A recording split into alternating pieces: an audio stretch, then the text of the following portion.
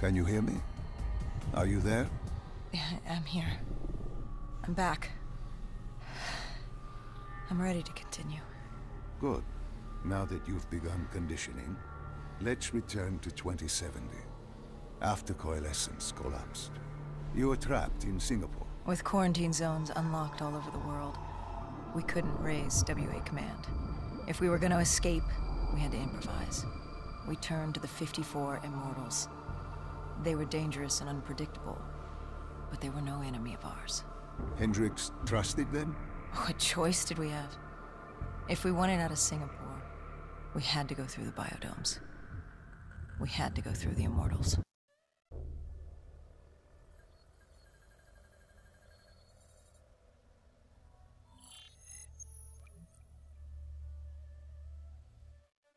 Getting in was easy. Getting out would be another matter entirely. At the time, the biodomes were the safest place to be. With the outbreak of 2060, the Immortals seized the marina and dug in. The biodomes were impenetrable. Dead-proof. Hendricks had a contact, Danny Lee. He was slimy as they come, but he could get us transport. Not only that, Taylor had beaten us out of the biodomes, and Danny claimed to know where he was heading. They had this information. Danny was convinced Gojulan had info on her central server. They were doing us a solid, really. But that didn't come cheap. They wanted food, water, weapons, reinforcements from the Winslow Accord. We agreed to their terms, with no idea if we could honor it. The Immortals were a people of their word, and quite efficient in punishing those who did not act the same. Danny was in a bad mood. The Immortals weren't exactly happy to see us. They knew our part in what had happened in Coalescence. Danny went so far as to accuse us of opening the containment zones ourselves. Hendricks persuaded him otherwise. But that didn't change how I felt. We were there. We had our chance to stop Diaz in the server room. You cannot blame yourself for what is out of your control. There were powers in play far greater than your own. Powers with far more control. You were a pawn in his game. You mean Deimos? Well, as it turns out, we weren't his only pawns in the room. How do you mean? You can get us a ride out? Sure, I'll give you that. But claiming to know where Taylor was? Know that saying, too good to be true? Something was wrong. There was something malevolent, malicious. I called Danny out. I wasn't too happy with that. But then again, we assumed he was just scared. The outbreak now occurring worldwide was unprecedented. We were all scared. Up till now, we'd become complacent. We got comfortable. The dead had stayed in their cage, and we kept pretending nothing had happened. Taylor and Diaz changed that. Pandemonium, riots, civil war, countries were already tearing themselves apart, in many cases before the dead even reached them. Danny wasn't scared. He was stalling. And it only took us another moment to find out why. The Ghost siblings. Danny set you up. No. This was different. It was their eyes. Hollow. Empty. Void of life. Like they could see right through me. They all had it. Just like Diaz. It was only later we found out all higher-ups in the Immortals were outfitted with D&I. Like us. If only we'd known the part our own technology would play. The thing about dead killers, though, there's always a plan B. We had a robot squad in place, ready if the situation took a turn. Gojulan bolted before our robots got her. She was headed for the server room in Cloud Mountain, the only place we could put in the call from transport. It became quickly apparent that uninvited guests had joined the party in the biodomes. The dead were flooding into this safe haven. It was about to become hell on Earth. We had to move. We had to get to Cloud Mountain.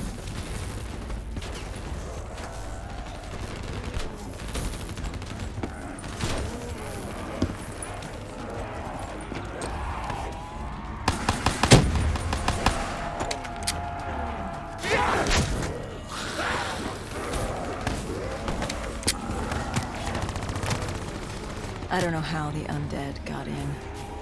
A forgotten open gate. A child's mistake. A poorly nailed board over a window.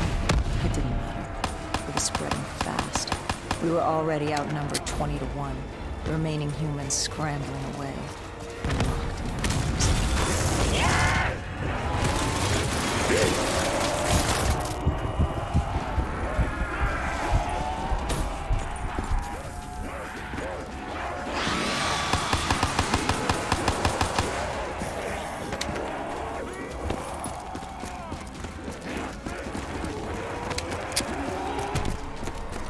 Heard that familiar screech. Parasites, mutated creatures born out of 6115, were flying towards us.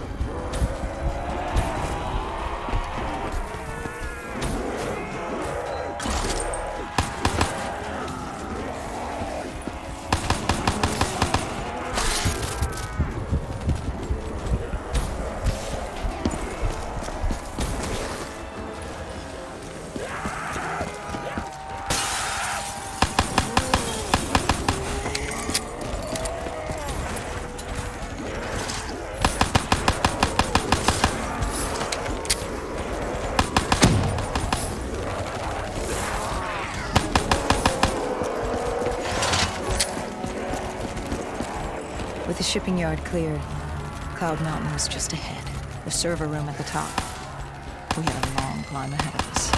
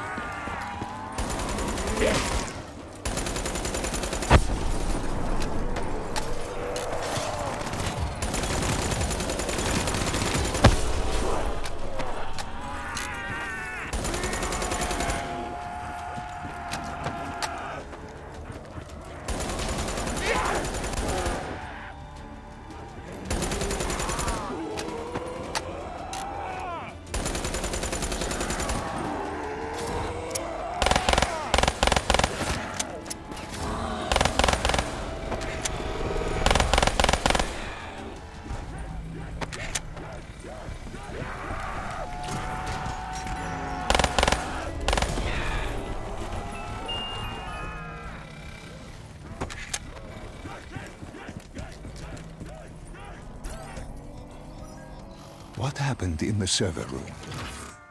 By the time we got there, Gojulan encrypted her hardware, locking us out of the central server. Hendricks stepped in, but we were a few seconds too late. Damage was done. Why did she lock you out? It didn't make any sense. Sure, we weren't on the best of terms, but this wasn't her. Something else made her do it. Something was controlling her. The encryption used a biometric hand scan. Hendricks tried to unlock it. But the Go siblings were smart. They'd set up an access system requiring both of their hands for authorization. And her brother was shredded with bullets back in the bar. We could hear the horde coming, and we only had one sibling. But she did have two hands. You chose to cut off her hand. Why? I hoped the biometrics were interchangeable, allowing the siblings to use either reader. If we were calling transport and getting out alive, it had to work. Lucky for us, it did. Hendricks interfaced with the system. He was able to raise WA command. We needed a ride out ASAP. They had a VTOL a few minutes out. Rendezvous was set for the top of the dome. But Hendricks wanted to know what Gojulan had on Taylor. Anything, even the smallest detail, could be helpful in picking up his trail. That would take some time. And time was something we didn't have. Hendricks searched the archives. I dealt with the incoming horde.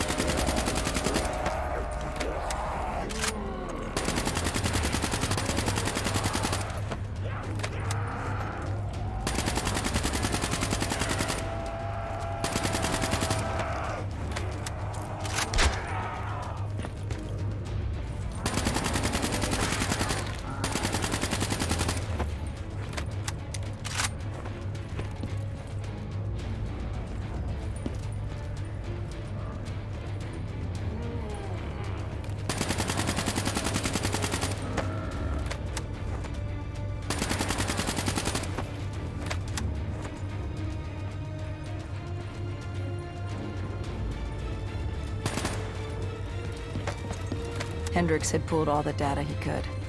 I hoped it was enough. Our pickup was in position. It's time to get the hell out of here. Our bird wasn't alone in the sky. Our VTOL had caught the attention of an old automated race. We needed to find another way.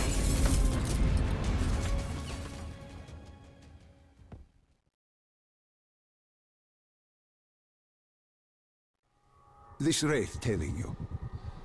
It was like the malfunctioning robots you found in different quarantine zones. The kind targeting anything and everything as an enemy. Just like that. except on a much larger, more deadly scale. And this one was very interested in us. Command had an exit route, extraction set beyond the swamps. If we crossed the super trees, there were shipping docks where we could commandeer an airboat. It's easier said than done.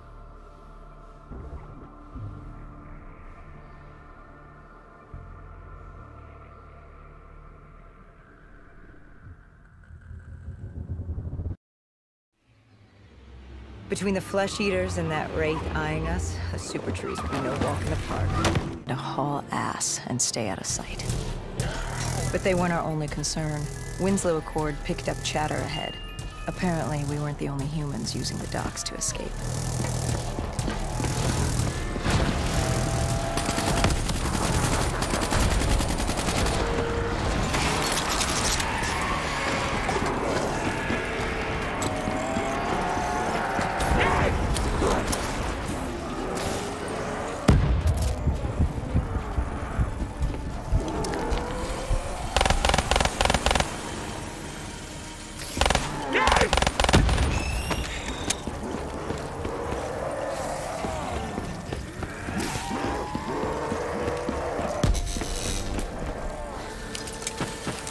The super tree was collapsing. The only safe route to the docks was up. Chatter confirmed the 54 immortals were scrambling to get out of the biodomes through the swamps.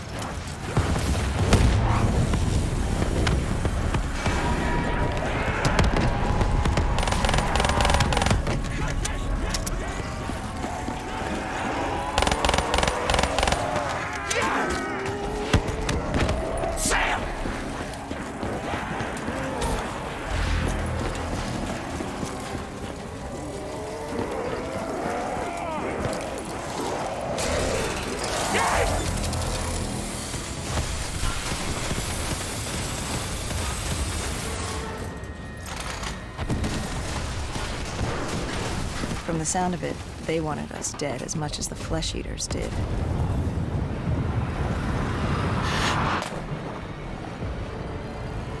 Looked like we were jumping from one bad situation into another.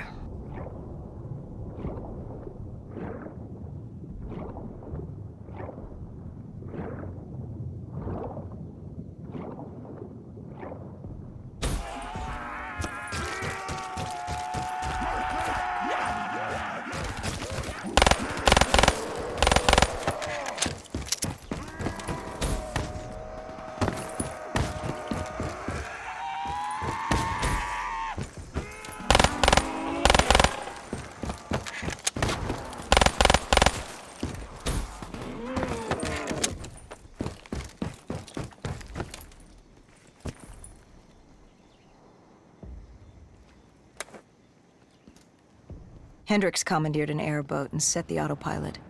We had undead on our ass, and more 54I ahead. And that rogue wraith wasn't done with us yet.